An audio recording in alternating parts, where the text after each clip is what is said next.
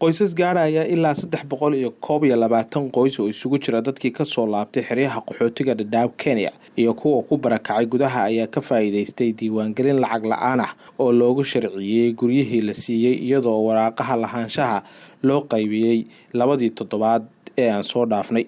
Guryahan waxaa dadka u diiwaangelisay hay'adda maamulka iyo maareynta dhulka Jubbaland oo adeegsanaysa nidaamka GPS-ka kaas oo hab maab ahaan ah u soo bandhigaya guriga Kismaayo meesha uu kaga yaalo qofka iskale cabirkiisa inta uu yahay 4 dhinac dhulka ka xiga, taas oo qofka dhulka leh u fududeynaysa in dhulkiisa ama gurigiisa uu u badbaado oo aan lagu qabsanin ama muran uusan ka gelin sharcina uu helo.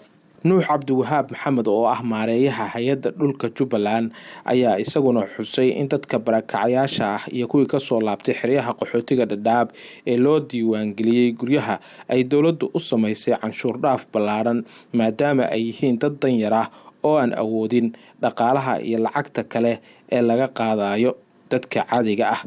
Waxaana sheegay in calaa qoys guriga loogu sharciyay $90 halka dadka kalena guryahooda loogu diiwaangeliyay lacag dhan $347. Diiwaangelintu waxay caamimaysaa oo laga rabaa dhul kasta oo ku yaala Jubbaland in la diiwaangeliyo.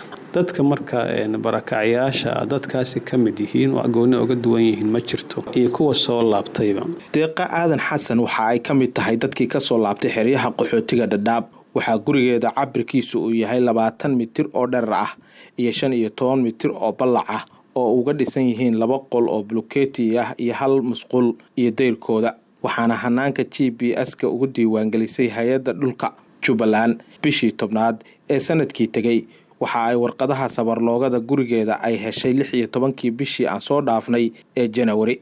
deeqa oo aan weydiiyay hanaanka ay u martay habka diiwaangelinta ayaa ii sheegtay in hay'adda NRC shaqaalaheeda guriga ay ugu imaadeen oo ay u sheegeen in xafiiska dawladda hoose ay geyso warqadihii la siiyay markii guriga lagu wareejiyay.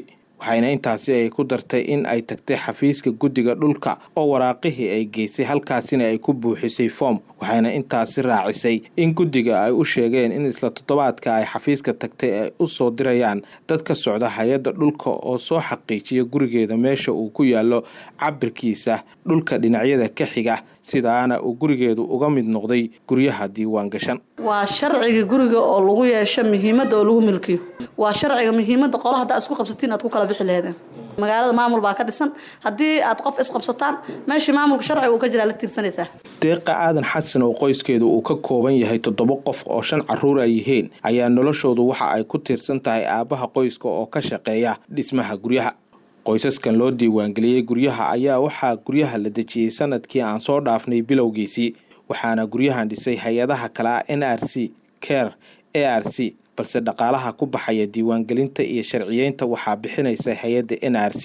inkastoo hanaanka cusub ee dhulka uu hadda caawinayo dadka danyarta ah waxaa kale oo xal u noqonaya magaalada Kismaayo oo 30 sano ee aan soo dhaafnay u dhismaysay hab aan sax ahayn sida uu Radio Ergo u sheegay maareeyaha hay'adda dhulka. waxaana intaasi ku daray in hay'adda ay joojisay dhul aan la sharciyeyn in laga dhiso magaalada Kismaayo si wax looga bedelo sidii hore uu ku socday dhismaha magaalada Kismaayo.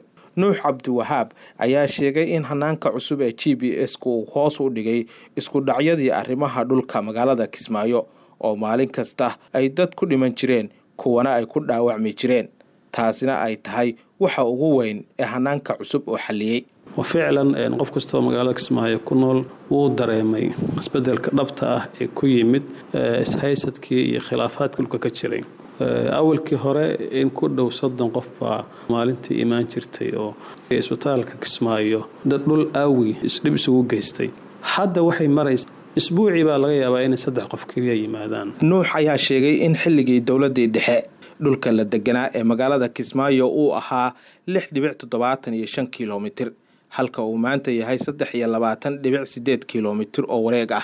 taasina ay keentay in nidaam loo helo kobaca magaalada Kismaayo ay sameynayso sidaasna uu ku imaaday hanaanka cusub ee GPS-ka. Boorow Cali Cismaan waxa uu ka mid yahay dadka barakacayaasha ee ka faa'iideysanaya sharciyeynta guryaha. waxa uu sheegay in guryahooda oo loo sharciyeeyo ay tahay fursad weyn ayna keeni karto in qiimaha guryaha ay kordhaan oo qofka muddo kadib uu gurigiisa gadan karo haddii xitaa ay dantu ku kalifto ama uu raxmad u dhigan karo si uu dayn uga qaato bangiyada gudaha dalka.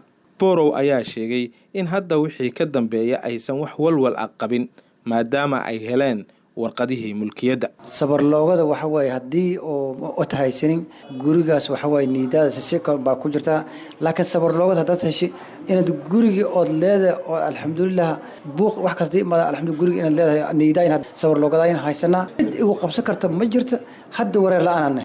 Aabahan oo qoyskiisa uu ka kooban yahay 9 qof ayaa sheegay in isaga oo degan xerada barakacayaasha ee Rajo ay u imaadeen dadkii qorayay barakacayaasha oo la qoray magaciisa oo saddexan sidaana uu ku helay guriga. Gudoomiyaha xaafadda la dejiyay dadka ka soo laabtay xeryaha qaxootiga Dadaab Khalil Cukaashe oo aan wax ka weydiiyay waxa uu soo kordhinayo hanaanka GPS-ka ayaa sheegay in uu yahay nidaam si weyn wax uga taraya habka degista deegaanka. qofka deertiga guriyihii wadooyinka ku soo durqayaan dhul danguud loogu talaga jirtay wixii dhan marka qofka markuu jaanis ka helo iskaga sakari jigadu ku sixisana mana jirin GPS marka waxa laga caawinaysaa qof talaabadii inta uu lahaa ugu qoreed warqadda ugu qoreed waa in la ogaado la arkayo oo muuqato. Madaxa waaxda sharciyeynta dhulka hay'adda NRC Cabdiraxmaan Cabdi Maxamed oo isagana wareysi siiyay idaacadda Radio Ergo ayaa sheegay in qorshuhu uu yahay in hay'addu ay doonayso in sharciyeynta dhulka ay ka caawiso 1946 qoys oo ku nool xaafadaha kala ah Madiina iyo Midnimo oo ah kuwii dhulka la siiyay. Ka warqabto Soomaaliya dad badan oo aqoon aan ayaa jira isku qabsiga waxa laga yaabaa inuu marmar walba iska soo laabto marka taas anagoo ka cararayno oo la jaan qaadayna adduunka kale ayaa waxaan go'aansanay dadkaasi in loo diyaariyo sabar logooyinka. Axmed Cabdi Maxamed Axmed Toronto Radio Ergo Kismaayo.